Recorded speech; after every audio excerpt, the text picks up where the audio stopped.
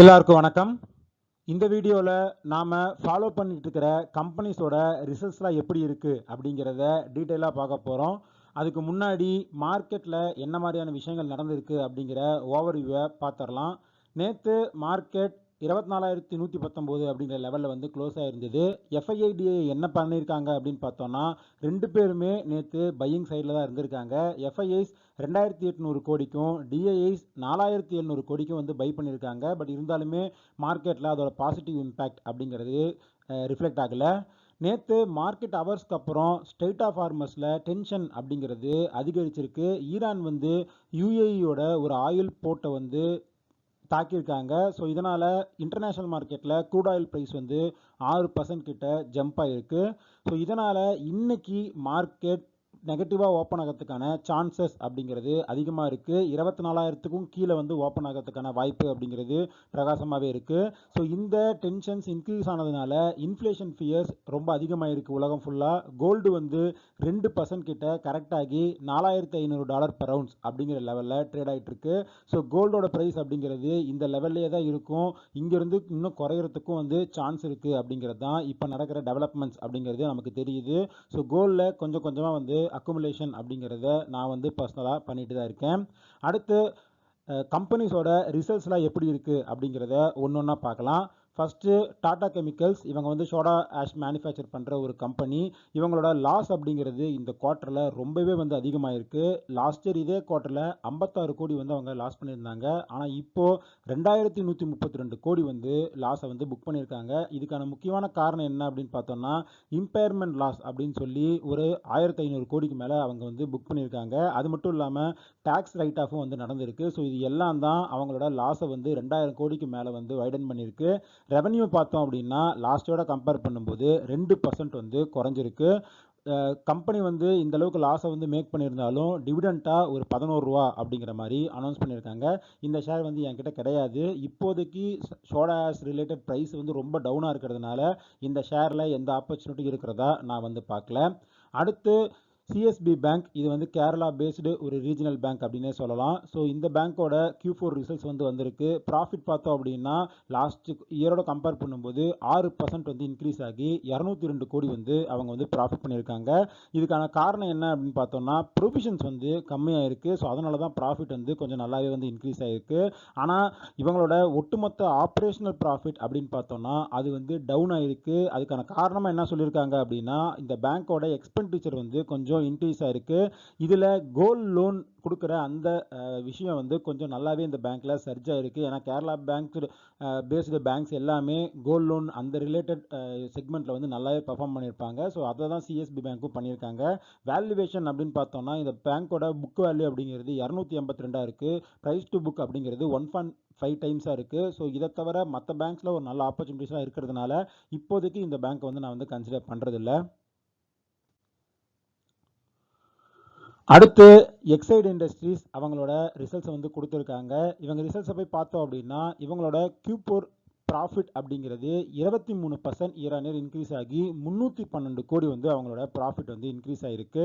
இதுக்கான காரணம் என்ன அப்படின்னு பார்த்தோம்னா, ஆட்டோ செக்டர்லேயும் சரி இண்டஸ்ட்ரியல் செக்டர்லேயும் சரி இந்த எக்ஸைட் இண்டஸ்ட்ரீஸோட பேட்டரிஸ்க்கு டிமாண்ட் அப்படிங்கிறது நல்லாவே இருக்குது. டிவிடெண்ட் வந்து 2 ரூபா வந்து அனௌன்ஸ் பண்ணியிருக்காங்க. பட் இருந்தாலும் இந்த ஷேர் வந்து ரிசல்ட்டுக்கு அப்புறம் ஒரு 0.5% வந்து கீழே விழுந்திருக்கு. பெருசாக பாசிட்டிவ் பர்ஃபார்மன்ஸ் கொடுக்கல. அதுக்கான காரணம் என்ன அப்படின்னா, இந்த வார் சுச்சுவேஷன்ஸால் இந்த கம்பெனியோட இன்புட் காஸ்ட் அப்படிங்கிறது இன்க்ரீஸ் ஆகிருக்கு. ஸோ மார்ஜின்லாம் லைட்டாக வந்து அடி வாங்கியிருக்கு. அப்படிங்கிறதுனால இன்வெஸ்டர்ஸ் எல்லாருமே இந்த ஷேரில் வந்து ஒரு பாசிட்டிவ் மூமெண்டம் வந்து கொடுக்கல. அது மட்டும் இல்லாமல் இந்த ஷேரோட பிஇ பார்த்தோம் அப்படின்னா 35 பிஇக்கு மேலே இருக்குது. ஸோ இப்போதைக்கு இது வந்து ஒரு ஓவர் வேல்யூஷனில் இருக்குது அப்படிங்கிற மாதிரி தான் நானும் பார்க்குறேன்.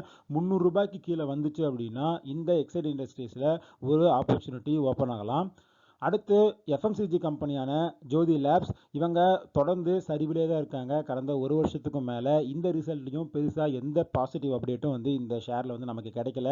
Q4ஓட ரிசல்ட்ஸை போய் பார்த்தோம் அப்படின்னா அவங்களோட ப்ராஃபிட் அப்படிங்கிறது 12.3% வந்து ட்ராப் ஆகிருக்கு. வெறும் 68 கோடி தான் இந்த குவார்ட்டரில் அவங்க வந்து ப்ராஃபிட் பண்ணியிருக்காங்க. ரெவன்யூ பார்த்தோம் அப்படின்னா 7.7% வந்து இன்க்ரீஸ் ஆகி 717 கோடியாக வந்து இருக்குது. எபிட்டா வந்து 14% வந்து ஃபால் ஆகிருக்கு. ஸோ மார்ஜினும் பார்த்தோம் அப்படின்னா லாஸ்ட் இயர் 16.9% இருந்தது, இப்போ 13.5% இருக்குது. ஸோ எஃப்எம்சிஜி கம்பெனிஸ் எல்லாத்துக்குமே க்ரூட் ஆயில் ப்ரைஸ் வந்து இன்க்ரீஸ் ஆனதுனால அவங்களோட இன்புட் காஸ்ட் அப்படிங்கிறது அதிகரிச்சிருக்கு. அது இவங்களோட மார்ஜினில் வந்து நல்லாவே வந்து ரிஃப்ளெக்ட் ஆயிருக்கு. ஸ்டாக்கோட பிஇ அப்படிங்கிறது 29.5 ஆயிருக்கு. ஒரு பாயிண்ட் ஆஃப் டைமில் இந்த ஷேர் வந்து 40 பிஇ 42 பிஇயில் வந்து ட்ரேட் ஆகிட்டு இருந்தது. ப்ரைஸ் வந்து பயங்கரமாக கரெக்டாக ஆகிக்கிறதுனால இப்போ பிஇ அப்படிங்கிறது 29 கிட்ட இருக்குது. ஸோ இன்னமும் இந்த ஷேரில் ஒரு கரெக்ஷன் வருது அப்படின்னா இந்த ஷேரில் ஒரு ஆப்பர்ச்சுனிட்டி வந்து ஓப்பன் ஆகும் அப்படின்னு தான் நான் நம்புகிறேன். இந்த ஷேர் வந்து கொஞ்சம் குவான்டிட்டிஸ் என்கிட்ட இருக்குது. நான் அப்பப்போ 1-2 அப்படிங்கிற மாதிரி அக்குமுலேட் தான் பண்ணிட்டு இருக்கேன். இப்போதைக்கு பெருசாக இன்வெஸ்ட் பண்ணுற அளவுக்கு இந்த ஷேரில் ஒரு ஆப்பர்ச்சுனிட்டி இருக்கிறதா நான் வந்து பார்க்கல. இந்த ரிசல்ட்ஸோடு சேர்த்து ஃபைனல் டிவிடெண்டாக ₹3,000 வந்து கம்பெனி வந்து அனௌன்ஸ் பண்ணியிருக்காங்க. அடுத்து டாடா டெக்னாலஜிஸ், இந்த கம்பெனி ஐபிஓ வருந்ததுலேருந்தே ₹1,200 லிஸ்ட் ஆகி அங்கேருந்து ஒரு நெகட்டிவ் டவுன் டோனில் தான் வந்து போயிட்டே இருக்குது. இந்த ரிசல்ட்ஸில் போய் எடுத்து பார்த்தோம் அப்படின்னா இந்த ரிசல்ட்ஸ் ஓரளவுக்கு நல்லாவே வந்திருக்கு அப்படின்னு சொல்லலாம். ரெவன்யூ பார்த்தோம்னா 22% வந்து இன்க்ரீஸ் ஆகிருக்கு. லாஸ்ட் குவார்ட்டரில் வெறும் 6.6 கோடி தான் வந்து இவங்க ப்ராஃபிட் பண்ணியிருந்தாங்க. ஆனால் இப்போது அது 204 கோடியாக வந்து இன்க்ரீஸ் ஆகிருக்கு. லாஸ்ட் இயரோட கம்பேர் பண்ணோம் அப்படின்னா ப்ராஃபிட் வந்து ஒரு 8% வந்து ஹைக் ஆகிருக்கு. டிவிடெண்டாக ₹11.7 அப்படிங்கிற மாதிரி அவங்க வந்து அனௌன்ஸ் பண்ணியிருக்காங்க. இந்த ஷேரில் இருக்கிற பிரச்சனை என்ன அப்படின்னா இந்த ஷேருமே பிஇ வந்து ரொம்ப அதிகமாக இருக்குது. வேல்யூவேஷன் அப்படிங்கிறது 40 பிஇ கிட்ட இருக்குது. இது IT company. So IT companies எல்லாமே இன்ஃபோசிஸ் இந்த மாதிரியான கம்பெனிஸ் எல்லாமே வந்து ஒரு 20 பிஇ 17 பிஇ அப்படி கிடைக்கும் போது டாடா டெக்னாலஜிஸ் மட்டும் ஒரு 40 பிஇல ட்ரேட் ஆகிட்டு இருக்கு அப்படிங்கிறதுனால இந்த ஷேரில் இன்னமுமே வந்து கரெக்ஷன் நடக்கும் அப்படிங்கிற மாதிரி தான் நான் வந்து நினைக்கிறேன். இங்கேருந்து இன்னும் ஒரு 30 to 40% ஃபால் ஆச்சுன்னா அப்படின்னா தான் இந்த கம்பெனியில் ஒரு ஆப்பர்ச்சுனிட்டி அப்படிங்கிறது ஓப்பன் ஆகும். அடுத்து பெட்ரோநெட் எல்என்ஜி, இந்த வார் சுச்சுவேஷன் ரைஸ் ஆனதுக்கு அப்புறம் நல்லாவே பாதிக்கப்பட்ட ஒரு ஷேராக இருக்குது. நமக்கு ஒரு நல்ல ஆப்பர்ச்சுனிட்டியும் கிடைச்சிது. ஏன்னா இந்த ஷேர் வந்து கண்டினியூஸாக டிவிடெண்ட் அப்படிங்கிறத பே பண்ணிட்டு இருக்காங்க. ஸோ டிவிடெண்ட்டுக்காகவும் அதுக்கப்புறம் இந்த எல்என்ஜி கேஸ் சம்மந்தமான டெவலப்மெண்ட்ஸ் இந்தியா ஃபுல்லாக வந்து நடந்துட்டு இருக்கிறதுனாலையும் இந்த ஷேரை நான் வந்து கொஞ்சம் கொஞ்சமாக வந்து கன்சிடர் பண்ணிட்டு இருக்கேன் இந்த ஃபாலில். அது மட்டும் இல்லாமல் Q4 ரிசல்ட்ஸை போய் எடுத்து பார்த்தோம் அப்படின்னா ரெவன்யூ வந்து ட்ராப் ஆகிருக்கு. அதே சமயத்தில் ப்ராஃபிட் வந்து 25% ஜம்ப் ஆகிருக்கு. ரெவன்யூ பார்த்தோம் அப்படின்னா லாஸ்ட் இயரோட கம்பேர் பண்ணும்போது 23% வந்து டவுன் ஆகிருக்கு. இந்த குவார்ட்டரில் 9,400 கோடி கிட்ட வந்து அவங்க ரெவன்யூ பண்ணியிருக்காங்க. இதே சமயத்தில் மார்ஜின் பார்த்தோம் அப்படின்னா நல்லாவே வந்து எக்ஸ்பேண்ட் ஆகி ப்ராஃபிட் வந்து ஜம்ப் ஆகிருக்கு. அதுக்கான காரணம் என்ன சொல்லியிருக்காங்க அப்படின்னா அவங்களோட இன்புட் காஸ்ட்டை வந்து ஓரளவுக்கு நல்லா வந்து மேனேஜ் பண்ண முடிஞ்சிச்சு. ஸோ அதனால் எங்களால் வந்து ப்ராஃபிட்டை வந்து இன்க்ரீஸ் பண்ண முடிஞ்சிருக்கு அப்படிங்கிற மாதிரி சொல்லியிருக்காங்க. ஃபைனல் டிவிடெண்டாக ₹3 வந்து அனௌன்ஸ் பண்ணியிருக்காங்க. குவார்ட்டர் வந்து இந்த கம்பெனி ஸ்டெடியாக வந்து டிவிடெண்ட் அப்படிங்கிறத கொடுத்துட்ருக்காங்க.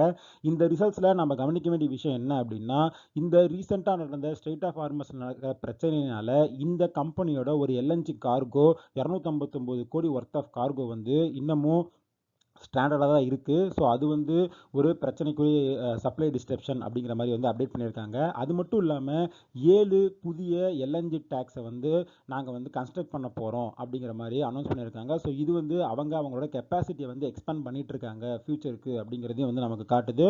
ஸோ இப்போதைக்கு இந்த ஷேரில் ஒரு ஆப்பர்ச்சுனிட்டி இருக்கிறதா நான் வந்து பார்க்குறேன். கொஞ்சம் கொஞ்சமாக இந்த ஷேரில் வந்து நான் அக்குமுலேஷன் அப்படிங்கிறத பண்ணிட்டு தான் இருக்கேன். அடுத்து மணப்புரம் ஃபினான்ஸ் அவங்களோட ரிசல்ட்ஸை வந்து கொடுத்துருக்காங்க. இவங்களுமே கேரளா பேஸ்டு ஒரு என்பிஎஃப்சி கம்பெனி. இவங்க வந்து கோல்டு லோனில் வந்து பயங்கரமாக வந்து கான்சென்ட்ரேட் பண்ணுற ஒரு கம்பெனியாக இருக்காங்க. லாஸ்ட் இயர் Q4 பார்த்தோம் அப்படின்னா அவங்க வந்து லாஸ் வந்து புக் பண்ணியிருந்தாங்க ஒரு 191 கோடி கிட்ட. இந்த வருஷம் Q4 ரிசல்ட்ஸ் அப்படிங்கிறது நல்லாவே வந்திருக்கு. 405 கோடி வந்து அவங்க ப்ராஃபிட்டை வந்து ஏற்றிருக்காங்க. டிவிடெண்டாக எப்பவும் போல் ₹0.5 வந்து அனௌன்ஸ் பண்ணியிருக்காங்க. ரெவன்யூ பார்த்தோம் அப்படின்னா இயர் ஆன் இயர் 10.7% வந்து க்ரோ ஆகிருக்கு. ஓவராலாக அவங்களோட அசட் அண்டர் மேனேஜ்மெண்ட் அப்படிங்கிறதும் இயர் ஆன் இயர் கிட்டத்தட்ட 50% கிட்ட அப்பா இருக்குது. இப்போதைக்கு 63,000 கோடிக்கு மேலே அசட் அண்டர் மேனேஜ்மெண்ட் அவங்க வச்சுருக்காங்க. செக்மெண்ட் வைஸ் பர்ஃபார்மன்ஸ் பார்த்தோம் அப்படின்னா கோல்டு லோன் நல்லாவே வந்து டெவலப் ஆகிருக்கு. லாஸ்ட் இயர் 990 கோடி தான் வந்து அவங்க கோல்டு லோன் ரெவன்யூ பண்ணியிருந்தாங்க. இப்போது 2,331 கோடி பண்ணியிருக்காங்க. ஸோ கிட்டத்தட்ட 100%க்கும் மேலே அவங்களோட ரெவன்யூ அப்படிங்கிறது கோல்டு லோன் செக்மெண்ட்டில் நல்லாவே வந்து இன்க்ரீஸ் ஆகிருக்கு. அதே சமயத்தில் மைக்ரோ ஃபினான்ஸ் வந்து இன்னமும் ஒரு பெயினாக தான் இருக்குது. இந்த குவார்ட்டரில் வெறும் 294 கோடி தான் வந்து அவங்க ரெவன்யூ பண்ணியிருந்திருக்காங்க. இயர் ஆன் இயர் பார்த்தோம் அப்படின்னா லாஸ்ட் இயர் 1300 கோடி ரெவன்யூ பண்ண ஒரு செக்மெண்ட். அது மட்டும் இல்லாமல் ப்ராஃபிட் சைட்லையுமே மைக்ரோ ஃபினான்ஸ் சைடில் தான் வந்து இந்த கம்பெனிக்கு ஒரு ப்ரெஷர் அப்படிங்கிறது இருக்குது. இந்த கம்பெனியில் ஆப்பர்ச்சுனிட்டி இருக்கா அப்படின்னு பார்த்தோம்னா என்னை பொறுத்த வரைக்கும் இப்போதைக்கு இந்த ப்ரைஸில் இந்த ஷேர் வந்து கொஞ்சம் காஸ்ட்லி ஆகிடுச்சு அப்படிங்கிற மாதிரி தான் நான் வந்து நினைக்கிறேன். பி ரேஷியோ பார்த்தோம்னா 65 பி கிட்ட இருக்குது. ஸோ இந்த பி ரேஷியோ கம்மியாகி ஒரு நல்ல ஆப்பர்ச்சுனிட்டி வந்துச்சு அப்படின்னா தான் இந்த பங்கில் வந்து நமக்கு ஒரு வாய்ப்பு அப்படிங்கிறது கிடைக்கும். ஸோ இதெல்லாம் தான் நான் ஃபாலோ பண்ணிட்டு இருக்கிற ரிசல்ட் ரிலேட்டட் அப்டேட்ஸ். இன்னைக்கு மார்க்கெட் வந்து நெகட்டிவாக ஓப்பன் ஆகிறதுக்கான வாய்ப்பு அப்படிங்கிறது அதிகமாக இருக்குது. ரிசல்ட் பேஸ்டாக கம்பெனிஸில் வந்து ரியாக்ஷன்ஸ் அப்படிங்கிறது நடக்கும். ஸோ எங்கேயாவது ஆப்பர்ச்சுனிட்டி இருக்குது அப்படின்னா அதை வந்து கன்சிடர் பண்ணலாம். அதே மாதிரி கோல்டில் இன்னைக்கு ஒரு கரெக்ஷன் இருக்கும். ஸோ கோல்டு பீஸ்லேயும் ஒரு ஆப்பர்ச்சுனிட்டி ஓப்பன் ஆகும் அப்படிங்கிற மாதிரி நான் வந்து நினைக்கிறேன். இந்த வீடியோவில் நம்ம டிஸ்கஸ் பண்ண எல்லா விஷயங்களும் உங்களுக்கு ஹெல்ப்ஃபுல்லாக இருக்கும் அப்படின்னு நான் நம்புகிறேன். இந்த வீடியோ பிடிச்சிருந்தா இந்த வீடியோ லைக் பண்ணுங்கள், நம்ம சேனலை சப்ஸ்கிரைப் பண்ணுங்கள். இந்த வீடியோவில் நம்ம டிஸ்கஸ் பண்ண எல்லா விஷயங்களுமே ஒரு இன்ஃபர்மேட்டிவ் பர்பஸ்க்கு தான். நீங்கள் இன்வெஸ்ட் பண்ணுறதுக்கு முன்னாடி பர்சனலாக ரிசர்ச் பண்ணுங்கள், ஒரு செபி சர்டிஃபிகேட் செக் பண்ணிவிட்டு அதுக்கப்புறம் இன்வெஸ்ட் பண்ணுங்கள். இதே மாதிரி இன்னொரு வீடியோவோட உங்களை மீட் பண்ணுறேன். அது வரைக்கும் நன்றி, வணக்கம்.